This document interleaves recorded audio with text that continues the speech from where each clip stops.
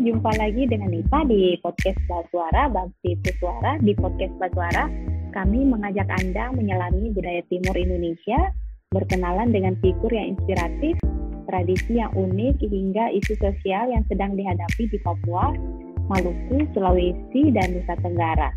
Bersama Bakti, mari memahami KTI dengan seksama. Nah, saat ini di dalam episode kali ini kami mengajak Anda untuk mengikuti perbincangan kami bersama dengan dua anak muda yang sama-sama bekerja dalam isu pendidikan di kawasan timur Indonesia. Di tengah-tengah kita telah hadir Victor Matanggaran dan Tirsa Kailola. Victor Matanggaran adalah direktur dari Macanga Institute di Sulawesi Barat. Beliau juga ini adalah peserta program inspirasi tahun 2021.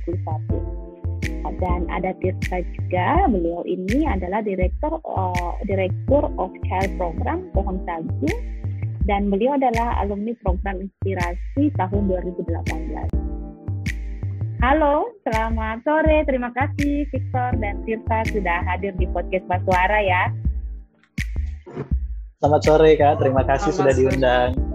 Selamat sore Kak, terima kasih. Kabarnya baik Kak. Terima kasih. Nah, teman-teman pendengar podcast Basuara, di podcast Basuara kali ini kita akan bersama-sama mengangkat tentang konsep pendidikan di kawasan timur Indonesia. Nah, di sini ada bupati yang mengatakan tak kenal maka tak sayang. Saya memperkenalkan Tirsa dan saya mempersilahkan Tirsa dan Victor untuk memperkenalkan diri dulu dan apa yang dilakukan di Macanga dan di Pohon Sagu. Silahkan, siapa duluan nih? Sekali lagi terima kasih untuk kesempatannya bisa bergabung di sini. Semoga dari pembicaraan hari ini juga bisa menjadi inspirasi bagi teman-teman yang mendengarkan ya. Dan pertama-tama nama saya Tirsa Kailola. Saya sejak ini barusan banget dari bulan Januari kami bersama dengan beberapa rekan dari Ambon juga kami mencoba menciptakan sebuah yayasan baru yang di dalamnya kami tuh mencoba mengadres masalah-masalah yang berhubungan dengan abuse pada anak di tingkat pendidikan, sehingga yang kami ciptakan adalah Yayasan Pohon Sagu berkomitmen sebenarnya untuk menciptakan lingkungan belajar yang aman dan ramah terhadap anak. Dalam hal itu kami melakukannya melalui pelatihan guru, kegiatan parenting, dan juga kegiatan untuk anak-anak. Nah, kurang lebih itu sih dari yang kami yang menjadi fokus dari gerakan kami di Maluku. Terima kasih Kak. Terima kasih Tirsa. Selanjutnya mungkin Victor bisa memperkenalkan diri, siapa Victor dan apa yang dilakukan di Macanga Institute. Terima kasih, salam kenal kawan-kawan yang mendengarkan dan yang menonton juga. Saya Victor Matanggaran, saya berasal dari Mamuju, Sulawesi Barat. Saya bekerja untuk Macanga Institute itu sebagai LSM yang kami dirikan di tahun 2018. Fokus kami adalah gimana caranya supaya angka putus sekolah sebenarnya di Sulawesi Barat ini bisa menurun. Jadi isu yang menjadi fokus kami sebenarnya adalah gimana caranya supaya siswa atau anak muda di daerah itu punya purpose dalam pendidikan supaya mereka tidak gampang putus sekolah. Sebenarnya itu tujuan utama kami mendirikan organisasi ini. Di samping itu juga kami melakukan aktivitas yang sifatnya membangun karakter sebenarnya. Jadi pendidikan karakter untuk anak muda di sekolah, utamanya di desa. Jadi mungkin itu dari saya Kak. Terima kasih. Wah, keren ya, ini anak-anak muda yang bergerak di akar rumput untuk mempersiapkan anak-anak negeri yang berkualitas. Nah, sebelumnya ada tulisan dari Bapak Wilito Isuta, beliau adalah pakar pendidikan yang mengatakan bahwa kebijakan one size fits all ternyata tidak menguntungkan secara nasional. Nah, di Indonesia sendiri perbedaan dan disparitas antara kawasan, pusat dan daerah, kota dan desa itu sangat kompleks karena tidak meratanya distribusi infrastruktur dan teknologi. Nah, ini juga mungkin yang menyebabkan Indonesia bersama dengan negara-negara berkembang lainnya juga untuk mengadakan investasi dalam teknologi modern, termasuk teknologi informasi dan komunikasi sebagai salah satu solusi yang kritikal untuk menjembatani kesenjangan yang tidak terkecuali juga hal ini terjadi dalam dunia pendidikan. Nah, berbicara mengenai pendidikan dengan berpijak pada kondisi pendidikan saat ini, seperti apa baik Tirsa maupun Victor membayangkan model pendidikan di kawasan timur Indonesia pada 20 tahun ke depan? Terima kasih. Kalau dari saya sih sebenarnya melihat dan rindu sekali untuk melihat model pendidikan yang berbeda dari yang kita lihat saat ini ya. Karena sebenarnya yang saya lihat pendidikan sebenarnya kalau kita balik lagi pada dasar pendidikan yang sebenarnya, pendidikan itu berakar pada satu tujuan, yaitu memberdayakan manusia untuk menjadi manusia itu sendiri. Kenapa saya bisa ngomong seperti itu? Karena sebenarnya manusia itu secara kodratnya dia diciptakan untuk berdaya. Dan untuk itu berbagai macam cara yang kita lakukan dalam pendidikan sebenarnya akarnya ada pada bagaimana membuat manusia itu menjadi berdaya. Dalam artian dia akan berdaya untuk menolong dirinya sendiri dan juga menolong orang-orang di sekitarnya. Sehingga pendidikan yang saya pikirkan adalah bagaimana pendidikan yang memerdekakan orang untuk menjadi dirinya sendiri. Dalam hal ini tentu saja saya memikirkan pendidikan yang sangat berpusat pada anak, sehingga guru bisa membantu anak bertumbuh, kalau kata Ki Hajar Dewantara ya, membantu anak bertumbuh sesuai dengan kodrat alam dan kodrat zaman. Maksudnya adalah ketika anak bertumbuh secara kodrat alam, bahwa setiap anak diciptakan dengan potensi khusus yang secara alamiah ada pada dirinya. Sehingga anak-anak di pendidikan yang baik adalah pendidikan yang membantu anak untuk bertumbuh sesuai dengan kodrat alami dari anak itu sendiri. Sementara yang kedua juga ngomong tentang kodrat alam, bukan cuma kodrat dari anak sebagai seorang individu, tetapi juga alam dari di mana anak itu tinggal. Jadi atau tempat di mana orang itu tinggal. Jadi alam ini merucut kepada daerah kita, jadi potensi alam yang kita miliki. Sehingga pendidikan itu tidak harus mengubah orang Maluku jadi seperti orang Jawa, atau orang Jawa jadi seperti orang Amerika. Harusnya membuat orang Maluku jadi orang Maluku yang berdaya dan bangga jadi orang Maluku.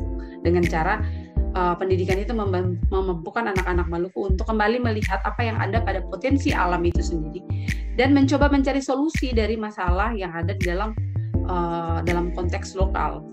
Jadi menggunakan ilmu-ilmu yang kita ambil secara global, tapi diadaptasikan sesuai dengan konteks lokal kita. Karena pada akhirnya kita tidak akan menciptakan orang-orang yang nanti akan hanya bisa dipakai, atau pendidikan tidak menciptakan anak-anak yang hanya bisa dipakai di kota. Nah, terjadinya sekarang ini adalah pendidikan menciptakan setiap anak untuk keluar dari desa, karena tidak applicable tinggal di desa, dan ilmu yang dia pelajari tidak bisa diterapkan di desa. Ya kayak kalau orang Maluku bilang, kita mau anak-anak kita supaya bisa pakai sepatu, dalam artian meninggalkan masa-masa atau cara hidup seperti yang dulu orang tua kita tinggal. Padahal kan tidak begitu. Dengan begitu kita akan menciptakan banyak sekali orang pergi ke kota dan tidak mau tinggal di desa, dan desa akan tertinggal. Sementara ada banyak sekali potensi yang ada di desa yang sebenarnya kita tuh harus, pendidikan harus membantu setiap orang di setiap daerah untuk memberdayakan apa yang dia punya, dalam hal ini konteks lokalnya.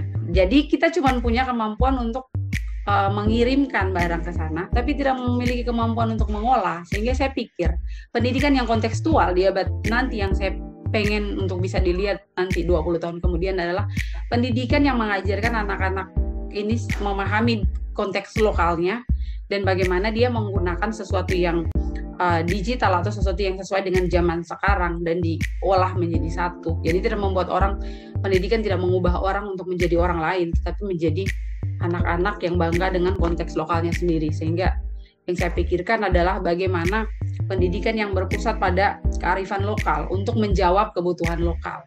Karena itulah tujuannya dari pendidikan, menciptakan orang-orang yang bisa menjadi solusi. Solusinya apa? Bukan solusi untuk orang-orang jauh, solusi di masyarakat lokal itu sendiri. Dan itu yang mungkin saya pikir belum muncul ya dari pendidikan kita, karena pendidikan itu menciptakan orang-orang yang siap bekerja, tidak di lokal, tapi siap bekerja di tempat lain gitu. Dan itu kayak saya pikir itu yang harus kita address sekarang, kayak untuk 20 tahun ke depan yang mau saya lihat ya justru pendidikan yang kembali mengajar anak-anak untuk bisa memahami konteks lokalnya dan bisa mengolahnya dan memiliki nilai jual yang lebih tinggi, seperti itu. Jadi yang poinnya di situ bahwa pendidikan ini harusnya tidak membuat anak-anak ini kehilangan identitas lokalnya ya, justru mereka harus bangga yang menjadi identitas lokal mereka, menjadi potensi mereka untuk memajukan konteks lokal gitu loh. Keren. Silakan Victor. Iya, pada dasarnya sama ya. Saya setuju dengan apa yang disampaikan Kak Tirsa, bahwa ke depan saya sih merasa bahwa tantangan kita ke depan itu akan jadi banyak sekali dengan persoalan-persoalan yang semakin banyak, misalnya saja perubahan iklim dan sebagainya. Saya bekerja dengan anak-anak nelayan saat ini. Saya melihat bahwa pendidikan itu tidak kontekstual seperti yang Kak Tirsa bilang. Jadi kita tidak mengakomodir sebenarnya kebutuhan anak nelayan. Contohnya, jam sekolah yang biasanya itu sangat pagi, anak nelayan ini kan sebenarnya bantu orang tua biasanya di laut, bantu tangkap ikan, entah jualan ikan kadang-kadang. Dan ini tidak bisa pengalaman kami di lapangan ketika kita bicara mengubah sistem atau mungkin mengubah waktu belajar, itu sangat-sangat tidak mungkin. Jadi seperti yang tadi disampaikan bahwa kita punya satu sistem yang diseragamkan di seluruh kawasan di Indonesia, sementara di setiap kawasan itu punya potensi yang berbeda-beda. Jadi menurut saya ke depan harusnya pendidikan itu bisa mengakomodir sebenarnya budaya gitu, culture, konteks, apa yang sebenarnya dibutuhkan oleh anak-anak. Apakah jam 7 relevan dengan anak nelayan yang mereka harus bantu bapaknya misalnya atau ibunya di pagi hari misalnya, mereka mungkin kadang-kadang bangunnya subuh gitu. Apakah itu relevan? Karena persoalan putus sekolah di Sulbar tinggi dan masyarakat Sulbar kan sebagian besar nelayan. Jadi saya khawatir bahwa sebenarnya anak-anak itu bukan tidak punya motivasi sekolah, tapi waktunya aja yang mungkin tidak ketemu gitu ya. Jadi itu, saya berharapnya sih sebenarnya ke depan, di 20 tahun ke depan, kita benar-benar mengakomodir kebutuhan belajar anak. Dan yang dipelajari juga apa gitu kan, apakah itu relevan dengan kebutuhan dan aktivitas mereka sehari-hari. Jadi pendidikan itu benar-benar harus seperti yang Kak Tirsa bilang tadi, berdayakan anak lokal supaya mereka bangun daerahnya, majukan daerahnya, nggak ke kota lagi. Jadi itu sih, mungkin itu juga yang menjadi alasan kami, saya dan Kak Tirsa fokus nih di desa. Karena keresahannya sama, jadi kita pengen tuh potensi kita itu jadi berkembang gitu loh. Kita nggak selamanya harus mencari kota besar untuk punya kehidupan. Kita bisa punya kehidupan di sini yang layak, yang bagus, dengan potensi yang kita miliki. Mungkin begitu, Kak. Ya, saya tambahkan Kak, satu poinnya. Sebenarnya kuncinya adalah pendidikan itu sebenarnya membuat anak-anak kita mampu menciptakan solusi-solusi untuk masalah-masalah lokal sebenarnya. Jadi nggak perlu dia mikirkan sesuatu, mungkin dia belajar sesuatu yang global, tapi implementasinya kembali ke lokal. Bagaimana itu bisa membantu orang-orang di lokal. Atau contoh saya tadi sempat ngomong juga tentang bagaimana konteks lokal ya. Kalau di satu pulau di Maluku ada namanya Pulau Kisar.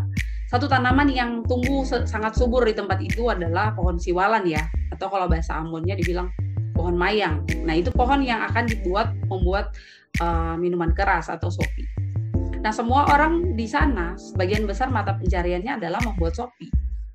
Dan secara alam itu sesuatu yang mereka punya, kekuatan alam di situ ya memang pohon itu. Sementara sopinya ini sampai ke Ambon dia menjadi sesuatu yang ilegal. Nah, bagaimana orang hidup sementara orang di sana kebutuhan hidupnya ya dari buat sopi.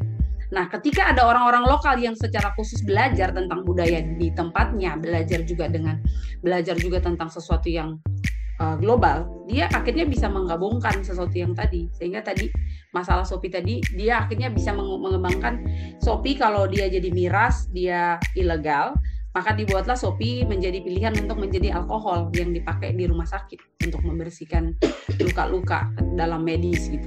Dan itu adalah salah satu solusi yang masuk ketika anak-anak lokal yang diberdayakan. Karena orang dari luar akan memikirkan sesuatu yang dampaknya pada investasi yang menguntungkan. Dan ketika itu orang lokal yang mikir, dia akan pikir bukan cuma itu menguntungkan, tapi bagaimana secara lokal dia sustainable dan orang-orang juga bahagia di sana gitu. Kayak bermanfaat bagi orang-orang secara lokal. Itu sih Kak. Jadi kuncinya adalah yang saya rasa yang harus menjadi penekanan kuat dari pendidikan adalah bagaimana pendidikan ciptakan untuk anak-anak berhasil menciptakan solusi-solusi yang berdampak lokal. Menciptakan solusi untuk masalah-masalah lingkungan atau masalah apapun yang ada, tetapi yang terjadi di masyarakatnya, di lokalnya sendiri, di komunitasnya. Seperti itu Kak, terima kasih. Nah, sejalan dengan itu pula, dari kerja-kerja yang telah dirintis oleh teman-teman di Macangan maupun di Pohon Sagu, peran atau kontribusi apa yang bisa dilakukan oleh teman-teman dalam mewujudkan kesetaraan dan keadilan, dalam mewujudkan pendidikan untuk semua gitu, dan untuk mencapai idealis mimpi tentang konsep pendidikan yang tadi teman-teman utarakan itu. Jadi bagaimana apa sih yang sudah dikerjakan oleh teman-teman di Macangan maupun di Pohon Sagu untuk mewujudkan mimpi tentang pendidikan di 20 tahun yang akan datang. Silakan. Menghadapi tantangan pendidikan, gimana caranya supaya kualitas pendidikan bagus? Sebenarnya kalau dalam konteks kami di Macangan Institute itu adalah gimana caranya supaya anak-anak itu mau sekolah dulu sih sebenarnya. Karena di sini itu tahun 2020, kalau tidak salah 2019, itu 3.000 anak lebih putus sekolah. Dan memang kalau kita bicara masyarakat di Sulawesi Barat, rata-rata lama sekolahnya kalau dari statistik aja itu memang hanya 7, sekian tahun. Jadi atau mungkin paling maksimal 8 tahun. Jadi 8 tahun rata-rata lama sekolah. Jadi bayangkan itu SMP mungkin kelas 1, kelas 2 sudah putus sekolah. Tapi kalau kita ke lapangan, benar-benar itu di kampung nelayan banyak sekali, apalagi anak laki-laki yang baru kelas 4 SD, 5 SD, mereka sudah putus sekolah karena sudah tidak bisa mengimbangi pekerjaan sebagai nelayan dan juga kegiatan bersekolah di pagi hari. Nah sebenarnya itu yang kita pengen tahu. Jadi menurut saya adalah ke depan itu gimana caranya pendidikan ini bisa mengakomodir anak-anak ini. Jadi keinginan saya adalah sekarang tuh anak-anak muda yang kami bantu, yang kami coaching atau dampingi itu lebih banyak kita bicara apa sebenarnya purpose-nya education sebenarnya. Apa sebenarnya manfaatnya pendidikan untuk kalian. Jadi itu yang sebenarnya kita coba untuk sama-sama diskusikan. Jadi kami sering sekali melakukan yang namanya studi imersi. Jadi kita tinggal dengan masyarakat dan bicara mengenai pendidikan dengan anak-anak di desa, dengan masyarakat. Dan sebagian besar memang melihat bahwa pendidikan itu cukup bisa baca dan tulis aja. Artinya mereka nggak tahu purpose education lebih dari itu apa. Bahkan di zaman sekarang yang mereka sudah bisa pegang gadget, mereka itu anak-anak itu banyak putus sekolah kelas 4-5, mereka bisa belajar baca itu hanya dari gadget karena mereka harus WhatsApp atau mereka harus main sosial media. Tapi kan sebenarnya pendidikan itu tidak terbatas di situ ya. Kita bisa bicara mengenai inovasi ke depan, kita bisa bicara riset ke depan dan peningkatan kualitas SDM maupun potensi alam ke depan itu dengan pendidikan. Jadi sebenarnya PR kita ke depan ini menurut saya, apa yang kami rintis sekarang ini adalah sebenarnya mencoba untuk menjembatani apa sebenarnya kebutuhan pendidikan masyarakat, apa sebenarnya yang dibutuhkan masyarakat juga pendidikan, dan sebenarnya apa yang ditawarkan oleh sekolah atau institusi pendidikan. Dan ketika kami menemukan permasalahan ini nggak bisa dijembatani, susah sekali. Karena kita bicara anak muda butuh diakomodir aktivitasnya dalam konteks budayanya untuk bisa tetap aktif bernelayan, membantu bisnis keluarga. Tetapi sekolah sangat-sangat bermusuhan dengan itu. Jadi sebenarnya kita mau bicara sistemnya bisa diubah, susah gitu ya. Budaya mau diubah lebih susah lagi. Jadi memang menurut saya kita harus gimana caranya kalau budaya masyarakatnya agak di bawah, terus ekspektasi institusi pendidikan yang terlalu tinggi, gimana caranya supaya mereka ini agak sejajar gitu ya. Jadi kita tidak memaksakan sistem pendidikan ini turun banget ikutin budaya, tapi kita gimana caranya juga masyarakat kita berikan sedikit kesadaran supaya mereka bisa ketemu sama-sama di tengah. Dan itulah tantangan yang sebenarnya kita hadapi sekarang. Dan ini pekerjaan bukan pekerjaan sebentar, Kak. Maksudnya tidak bisa dengan bicara sosialisasi di masyarakat 1-2 hari, 1 minggu. Itu betul-betul perjuangan yang panjang. Intinya gitu, gimana caranya supaya anak itu tahu bahwa pendidikan itu nggak semata-mata untuk dapat pekerjaan, tapi menciptakan peluang, ya nggak sih? Menciptakan peluang. Jadi peluang itu ada sebenarnya, tapi kita aja yang harus seperti yang ditulis oleh artikel yang kita baca sama-sama, bagaimana brain capacity kita ini bagus supaya kita benar-benar bisa menciptakan peluang. Itu aja mungkin, Kak. Maaf kalau terlalu panjang. Kalau dari saya, Kak, saya melihat apa yang kami lakukan itu dari kacamata yang lebih luas, karena saya melihat bahwa masalah pendidikan ini sebenarnya bukan tugas dari satu-satu pihak gitu ya. Ini sebenarnya ada banyak aktor yang ikut memainkan peran dalamnya. Dan sebenarnya penanggung jawab utama dari pendidikan di negara kita sebenarnya memang pemerintah ya. Jadi saya lebih suka menjelaskannya lebih dengan bagian-bagian masing-masing, bahwa tugas untuk menyediakan pendidikan yang bermutu dan berkualitas itu adalah tugas pemerintah. Dan kami sebagai NGO sebenarnya dalam ini hanya melihat gap-gap yang sebenarnya pemerintah belum melakukan, dan kami coba untuk mengadres dengan secara lebih lokal di daerah-daerah masing-masing gitu ya. Dalam hal ini mungkin di Maluku. Jadi yang kami lakukan justru adalah melihat celah yang pemerintah nggak lihat. Kalau saya ngomong tentang apa yang kami lakukan, sebenarnya pendidikannya seperti apa yang harus upaya seperti apa sih yang bisa dilakukan untuk mencapai pendidikan yang tadi kami ngomong, yang berbasis kelokalan, membantu anak-anak untuk bisa berdaya, menciptakan solusi-solusi untuk setiap masalah-masalah di lokal. Sebenarnya pendidikan yang harusnya menjadi solusi itu adalah pendidikan yang berpusat pada anak sebenarnya. Bagaimana child center education itu diterapkan. Jadi bagaimana anak yang menjadi pusat dari pendidikan itu dan bukan guru.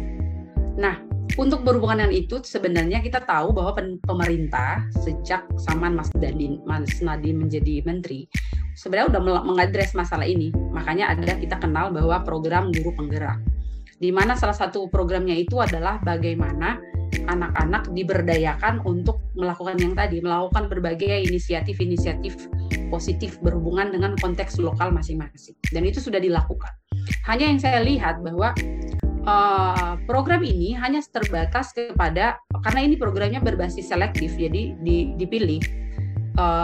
Kayaknya harus mendaftar dulu dan ada beberapa prasyarat yang harus diikuti, dan akhirnya terjaring adalah guru-guru yang kompeten. Sementara kita tahu bahwa di daerah-daerah, otomatis di daerah-daerah terpencil, let's say Indonesia Timur, itu banyak sekali daerah-daerah yang tidak terjangkau. Dan di sana ada banyak-banyak guru yang sebenarnya kita bisa ngomong secara kualitas kalah dengan guru-guru di kota. Sehingga secara sistem sudah tidak terseleksi masuk ke dalam sistem yang pemerintah sediakan untuk mengembangkan mutu pendidikan yang lebih baik.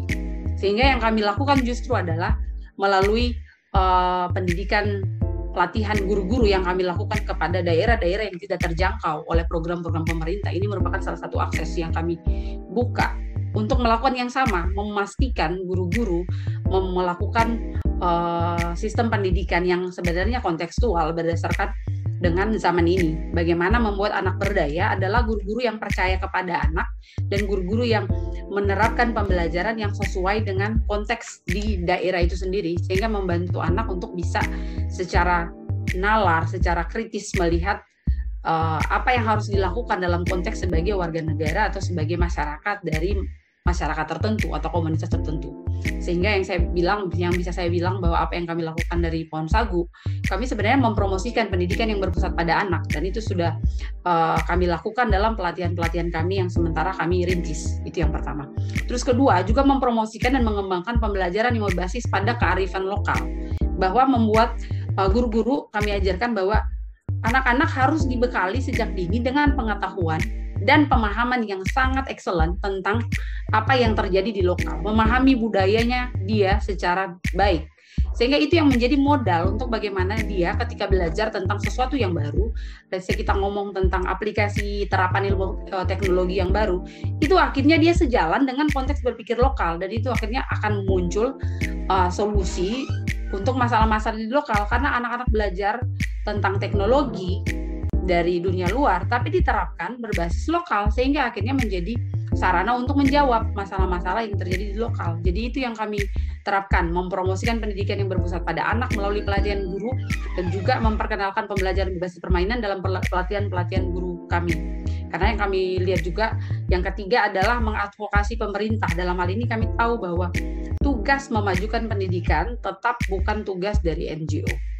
Kami hanya menjadi pembantu. Jadi kayak dalam hal ini tetap poin yang harus kita address ya adalah memberikan peran setiap orang sesuai dengan perannya. Dalam hal ini stakeholder, tujuan tugas pemerintah sebenarnya menyediakan yang tadi yang kami ngomongkan.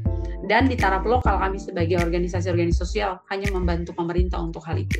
Jadi ini kenapa harus ditekankan lebih detail di sini, karena pada akhirnya gerakan di grassroots itu yang lebih masif dilakukan oleh orang-orang dari organisasi-organisasi sosial, akhirnya membuat orang salah kaprah, orang merasa kayak pelatihan ini harusnya organisasi ini yang bikin, padahal sebenarnya tugas pemerintah. Dan bahkan pemerintah juga dengan gampang bilang, oh kalau ini nanti biarkan aja nanti NGO ini yang bikin gitu, atau yang kasih aja nanti mereka yang bisa melakukannya. Akhirnya pemerintah juga tidak cukup jeli untuk memikirkan terobosan atau inovasi baru. Apa yang harus dilakukan sih sebenarnya untuk memajukan pendidikan? Karena hanya bergantung kepada inovasi yang sudah ada dari NGO. Sehingga saya pikir juga tidak tepat ketika itu terlalu besar porsinya yang dilakukan oleh NGO. Yang saya pikirkan adalah bagaimana bermitra. Jadi pemerintah tetap dalam hal ini sebagai penanggung jawab, dan kami mitra yang juga akan membantu pemerintah sejalan dengan tugas yang tadi yang kami lihat bahwa saat ini pemerintah sudah memainkan peran yang baik ya, dalam hal ini Kemendikbud ya, memikirkan yang tadi bahwa pendidikan itu harus memerdekakan anak dalam konteks lokal, bahkan sebagai anak itu sendiri, sebagai konteksnya dia sebagai individu yang merdeka. Dan itu kayaknya yang kami kerjakan di dalam organisasi kami. Jadi selain kami mengupayakan inovasi, kami juga mengadres apa yang sudah pemerintah lakukan. Jadi bermitra bersama dengan pemerintah. Karena ini sesuatu yang memang tidak bisa kami kerjakan sendiri dan juga bukan tanggung jawab kami sendiri. Kayak semua orang punya peran, dan saya rasa perubahan akan berlangsung dengan baik ketika kita itu memetakan setiap peran-peran, setiap aktor-aktor di dalam masyarakat ini dengan tepat. Sehingga perubahan akan bisa dilakukan dengan baik. Oh, terima kasih banyak Tirsa, terima kasih banyak Victor ya, sudah membingkai semesta pembicaraan kita bagaimana anak-anak muda ini mempunyai perspektif tentang konsep pendidikan di kawasan timur Indonesia, bagaimana kita teman-teman sendiri sudah mengimplementasikannya, sudah jauh sangat-sangat advance terhadap apa sih, bagaimana sih sebenarnya konsep pendidikan yang dijalankan dan akan diwujudkan oleh teman-teman di Macanga Institute sama di Pohon Sagu. Semoga apa yang menjadi visi dan semoga apa menjadi mimpi teman-teman bersama dengan dampingan guru-guru, anak-anak itu bisa terwujud, dan kita bisa mewujudkan pendidikan yang setara, pendidikan yang memberdayakan manusia, pendidikan yang bisa membawa perubahan menuju kebaikan untuk kita semua. Sekali lagi kami terima kasih banyak ya, terima kasih banyak sekali lagi untuk waktunya, untuk ide-idenya, perspektifnya, gagasan-gagasannya ini sangat-sangat komprehensif. Mudah-mudahan butuh banyak lagi Tirsa dan Victor di Indonesia Timur ini. Sekali lagi terima kasih banyak Victor ya, Tirsa ya. Terima kasih Kak Ita. Terima kasih Kak Ita. Para pendengar podcast Basuara dimanapun Anda berada, itulah tadi perbincangan kami bersama Victor dan Tirsa dari Macanga Institute dan Pohon Sagu. Anda juga dapat mendengarkan podcast Basuara melalui Spotify dan Apple Podcast, dan kunjungi media sosial Bakti untuk mengetahui berbagai informasi dan inspirasi tentang pembangunan di kawasan timur Indonesia. Anda dapat mengunjungi Facebook Yayasan Bakti, Instagram, dan Twitter @infobakti. Khusus bagi teman-teman Tuli, Anda juga dapat mengikuti perbincangan syarat pengetahuan dan inspirasi dari podcast Basuara di kanal YouTube Bakti Foundation. Saya Isa pamit undur diri. Terima kasih telah menyimak podcast Basuara dan sampai bertemu di podcast Basuara berikut.